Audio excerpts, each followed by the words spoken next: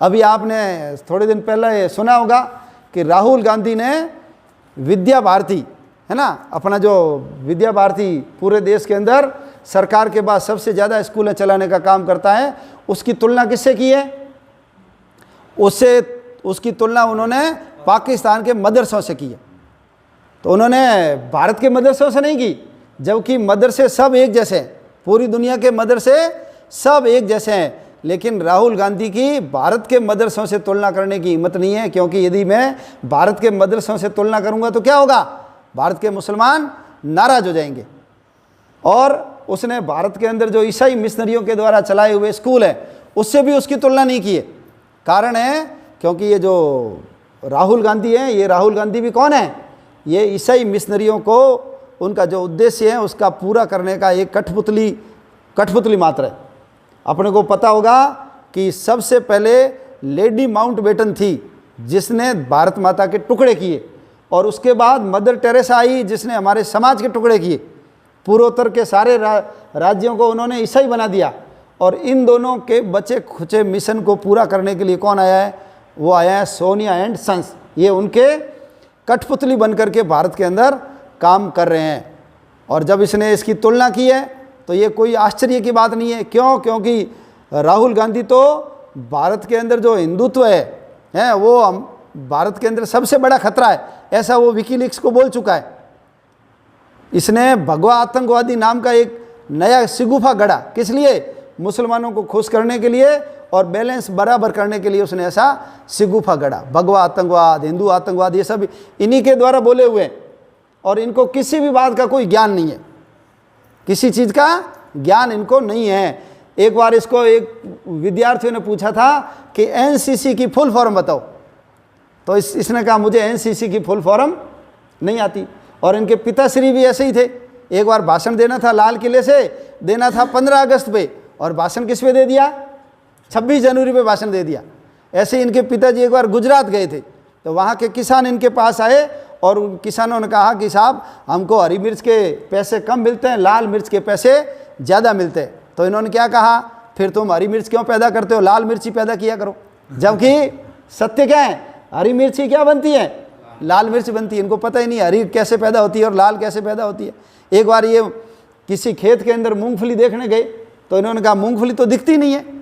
अब उनको यही पता नहीं है कि मूंगफली ज़मीन के अंदर लगती है या ऊपर लगती है। तो वो किसान बड़ा चतुर था, उन्होंने कहा कि आपको देख करके मूंगफलियों को शर्म आ गई है और वो सब ज़मीन के अंदर घुस गई है। जैसे सासू को देख के बहू को शर्म आती है, घूंघट निकालती है ना, तो आपसे डर करके मूंगफलियाँ शर्म के मारे कहाँ घुस गई?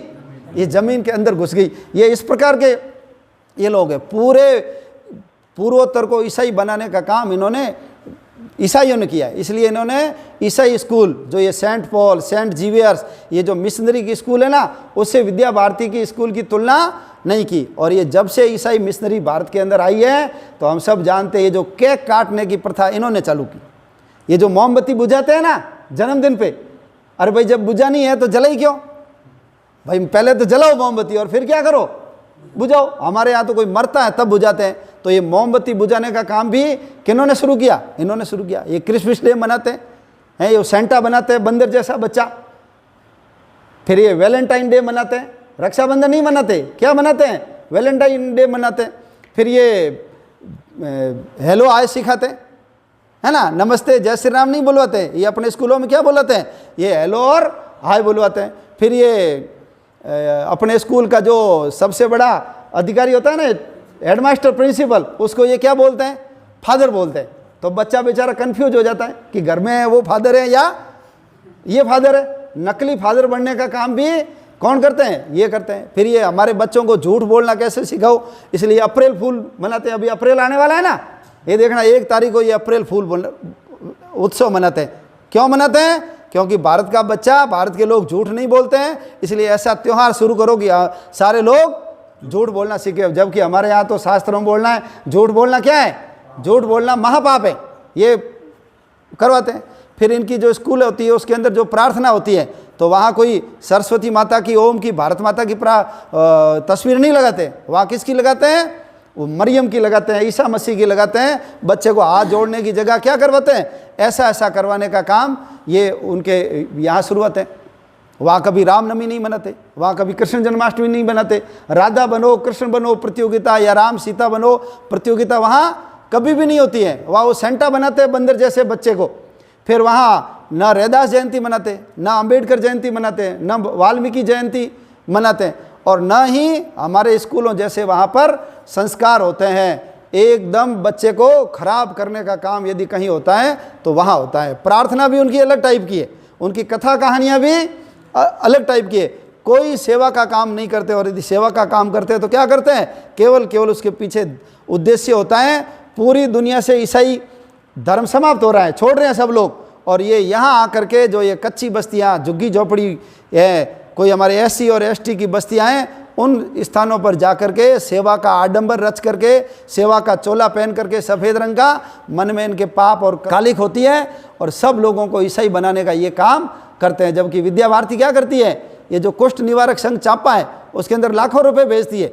और जो आसाम, मेघालय, मणिपुर, त्रिपुरा है उसके अंदर भी छोटे छोटे बच्चे गली मोहल्लों से पैसे इकट्ठे करके कहाँ भेजते हैं, उन पूर्वोत्तर के राज्यों में भेजते हैं कि वो जो निर्धन लोग हैं, निर्धन बच्चे हैं, वो भी उस पैसे से पढ़े।